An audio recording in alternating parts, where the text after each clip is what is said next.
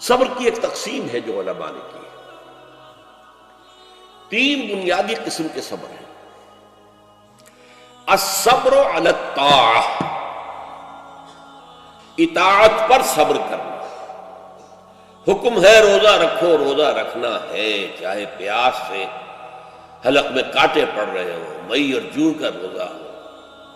یہ جو ہے صبر علی الطاعہ ہے، اطاعت پر، اللہ کا حکم ہے۔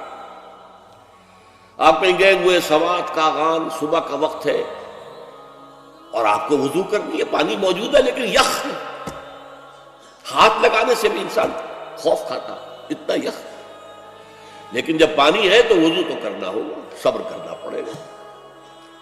یہ صبر علی الطاعہ کی ایک مثال ہے کہ اطاعت جو ہے اس کے لیے صبر کرنا، جھیلنا، اس کی سختی کو برداشت کرنا، اس میں جو تکلیف ہو اس کو جھیلنا۔ اللہ یہ کہ انسان بیمار ہو اور اندیشہ ہو کہ اتنے ٹھنڈے پانی کے استعمال کرنے سے جان جانے کا اندیشہ ہو، وہ بات دوسری ہو جائے۔ لیکن ایک آدمی صحت مند ہے، کوئی ایسا عذر نہیں ہے، کوئی بیماری نہیں ہے، تو اسے بہرحال وضو کرنا پڑے گا، اس لیے کہ وضو جو تیمم کی شرط ہے کہ پانی موجود نہ ہو، وہ شرط یہاں پوری نہیں ہے، پانی تو اویلیبل ہے۔ تو صبر علی الطاعہ، اطاعت پر صبر کرنا، تمام احکام جو ہے شریعت قانون پر عمل کرنا جو ہے۔ اب صبح کا وقت ہے، ابھی آپ کو بڑی بسا اوقات ہوتا ہے، آپ کا بھی تجربہ ہوگا، کوئی مریض ساری رات کراہتا رہا ہو، فجر کے قریب آ کر کچھ سکون سا ہو جاتا، سو جاتا۔ یہ بڑی ٹھنڈی جو ہے وہ نیند ہوتی ہے صبح کی۔ اسی لیے اقبال کو جواب شکوہ میں جو اللہ تعالیٰ نے فرمایا تھا، کس قدر تم پہ گراں صبح کی بیداری ہے، ہم سے کب پیار ہے، ہاں نیند تمہیں پیاری ہے، صبح کا اٹھنا تو تم پر بہت بھاری۔ یہ صبر علی الطاعہ، صبر علی الطاعہ ہوگا کہ کچھ بھی ہے، بہرحال فجر کا وقت ہو گیا ہے، اٹھنا ہے، لازماً اٹھنا۔ یہ ٹھنڈی ٹھنڈی جو ہوا چلی، ایک سخت گرمی کا موسم ہو، حبس میں رات گزری ہو، صبح کے وقت کوئی نسیم سحری تھوڑی سی چلے گی اور ایسی لوریاں دے گی، ایسی تھپکیاں دے گی کہ آدمی جو ہے وہ چاہے گا کہ بس میں اب آرام کروں، سو جاؤں۔ اٹھنا ہے، نماز کا وقت ہے، نماز فرض ہے۔ تو الصبر علی الطاعہ۔ دوسرا صبر ہے الصبر عن المعصیہ، معصیت سے رک جانا، صبر کرنا۔ کوئی لذت ہے کام و دہن کی لیکن ہے ممنوع، غلط ہے، حرام شے ہے، لہذا رکنا۔ یہ ہے صبر عن المعصیہ، وہ ہے صبر علی الاطاعہ، اور یہاں آئے گا عن، الصبر عن المعصیہ، معصیت سے اپنے آپ کو روکنا، بچانا۔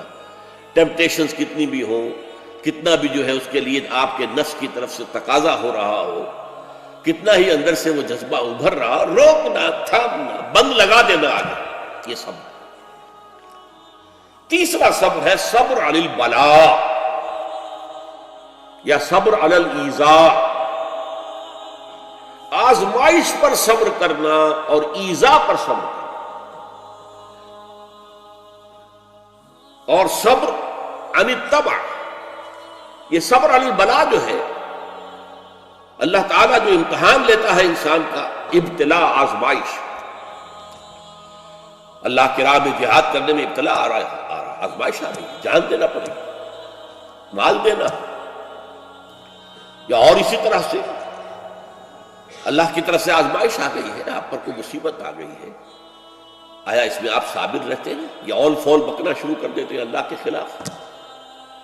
اجی ہمارے ساتھ تو اللہ نے کبھی کوئی خیر کیا ہی نہیں، سب بھول گئے جو بھی اللہ تعالیٰ نے پہلے احسان کیے تھے، کیونکہ ایک آزمائش آ گئی۔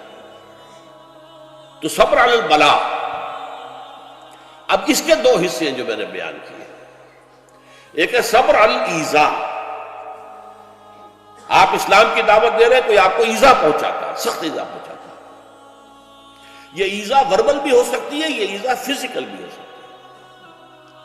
وربل ایذا، پاگل ہو گیا، تمہارا دماغ خراب ہو گیا، تمہاری عقل الٹی ہو گئی، اودھی ہو گئی، تم کسی کوئی بری جو روح ہے اس کے زیر اثر آ گئے، کوئی جن تمہارے اوپر قابض آ گیا، شیطان۔ یہ کیا ہو رہا ہے؟ وربل ایذا، زبان سے سکھایا جا رہا ہے۔ اور ایک ہے کہ مارا جائے، پیٹا جائے، جیل میں رکھ دیا جائے، بھوکا رکھا جائے، ایذا پہنچائی جائے۔ اور ایک اسی کا مرحلہ آتا ہے ذرا بعد میں، جب وہ غلط معاشرہ اچھی طرح ٹھوک بجا کر دیکھ لیتا ہے کہ یہ ایذا سے تو یہ باز نہیں آئے، اپنی بات سے جمے ہوئے ہیں، ٹکے ہوئے ہیں، ڈٹے ہوئے ہیں، تو پھر کچھ لالچ دیا جاتا ہے، دیکھو ہم تمہیں اپنا بادشاہ بنا لیں گے، تم یہ بات چھوڑ دو،